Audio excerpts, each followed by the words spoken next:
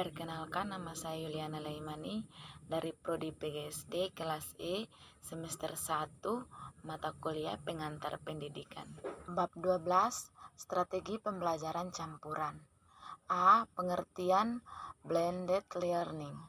Blended learning adalah sebuah kemudahan pembelajaran yang menggabungkan berbagai cara penyampaian model pembelajaran dan gaya pembelajaran, memperkenalkan berbagai pilihan media dialog antara fasilitator dengan orang yang mendapat pembelajaran. Blended learning memberikan kesempatan yang terbaik untuk belajar dari kelas transisi ke learning. Blended learning melibatkan kelas atau tatap muka dan belajar online.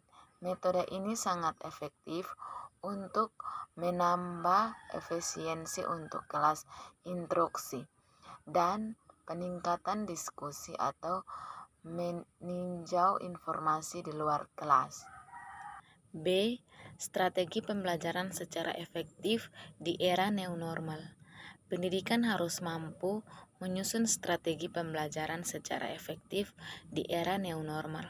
Hal ini sesuai dengan arahan materi pendidikan dan kebudayaan Republik Indonesia. Metode pembelajaran yang bisa digunakan oleh pendidikan dalam era new normal yaitu 1. Pembelajaran dalam kelompok kecil merupakan usaha untuk meningkatkan peranan anak didik secara mandiri dalam melakukan proses pembelajaran, yaitu mengurangi peranan pendidik dalam proses interaksi edukasi. Kegiatan belajar mengajar di kelompok 3 cara yaitu 1. Dasar tugas khusus. 2. Dinamika proses kelompok di antara anak didik. 3. Pembentukan kelompok belajar yang telah dilakukan oleh pendidik yaitu kelompok kerja. Kegiatan pembelajaran ini sebagai suatu proses pembelajaran di mana anak didik dapat mengembangkan pengetahuan dengan pengawasan pendidik untuk mencapai tujuan berdasarkan kemampuan pendekatan dan beban pengajar. 2. Pembelajaran secara home visit adalah pendidikan mengunjungi anak didik di rumah dalam waktu tertentu. Home visit dibimbing sesuai dengan perkembangan sikap dan proses pembelajaran sesuai dengan tingkat dan situasi psikologi. Anak didik dapat mempengaruhi motivasi.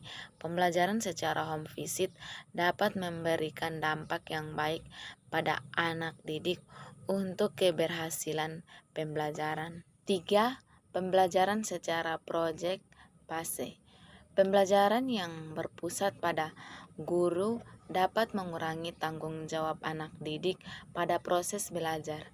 Metode pembelajaran tersebut memiliki keunggulan yaitu 1. Anak didik dapat merancang proses untuk menentukan sebuah hasil proyek. 2. Melatih anak didik untuk bertanggung jawab dalam mengelola informasi yang dilakukan pada proyek tersebut. 3. Anak didik dapat menghasilkan sesuatu produk dan kemudian dipresentasikan. 4. Pembelajaran secara online atau dalam jaringan.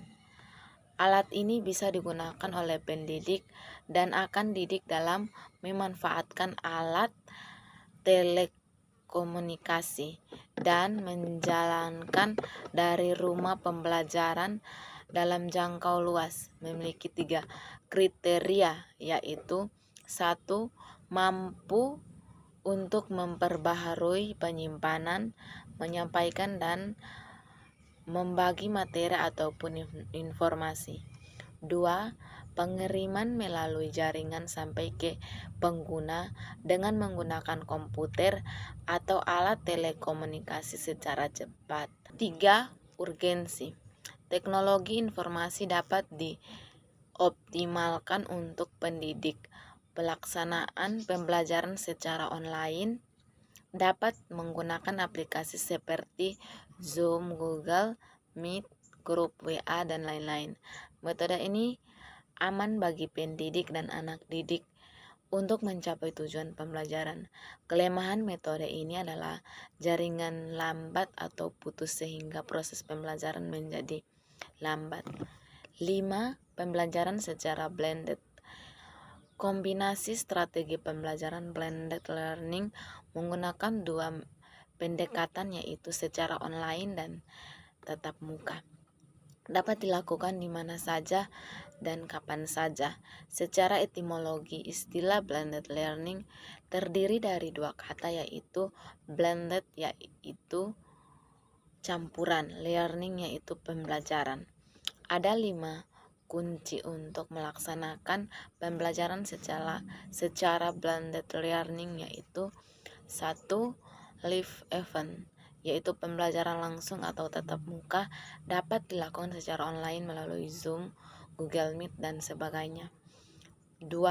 Self-paced learning, yaitu kombinasi dengan pembelajaran mandiri dengan menggunakan materi atau bahan ajar.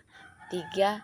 Collaboration, yaitu mengkombinasikan antara pendidik dan peserta didik. Yang keduanya bisa lintas sekolah atau kampus. 4. Assessment, yaitu pendidik harus mampu mengombinasikan jenis penilaian baik yang bersifat tes dan non-tes atau tes yang bersifat autentik. 5. Performance support material, yaitu jika pendidik ingin mengombinasikan antara tatap muka secara langsung. Metode teknologi meningkatkan kemampuan kognitif, juga motorik, dan menjadi psikologi pendidik dan peserta. Kelemahan yaitu sarana dan prasarana tidak mendukung seperti akses internet yang lambat atau putus. C. Langkah-langkah menerapkan metode pembelajaran blended learning. 1. Di setiap kelas, siswa dibagi menjadi kelompok dan kelompok B. 2. Guru membuat jadwal pelaksanaan model pembelajaran blended learning. Ketentuan kedua kelompok tidak melaksanakan pembelajaran secara bersama-sama di sekolah. 3. Pelaksanaan tatap muka atau luring dan daring dilaksanakan dalam waktu yang bersamaan. Kelompok A melaksanakan tatap muka di sekolah dan kelompok B melaksanakan pembelajaran di rumah masing-masing. 4. Kemudian kelompok B tatap muka di sekolah dan kelompok A melaksanakan pembelajaran di rumah masing-masing. 5. Jadwal dilakukan secara bergantian. D. Manfaat yang digunakan dari penerapan blended learning. 1. Lebih fleksibel, blended learning memungkinkan siswa untuk belajar sesuai dengan kecepatannya sendiri. 2.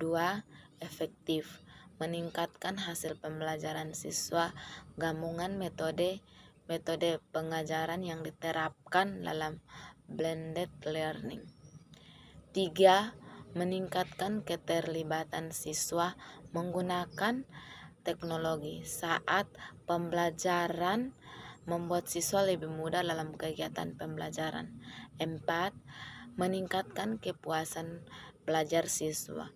Blended learning terbukti meningkatkan siswa dan apa yang diharapkan oleh siswa hingga syarat untuk mencapai tujuan atau nilai akhir.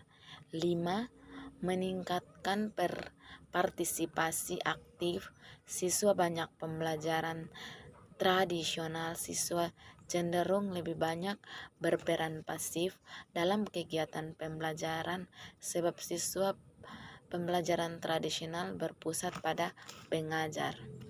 Video singkat saya, terima kasih.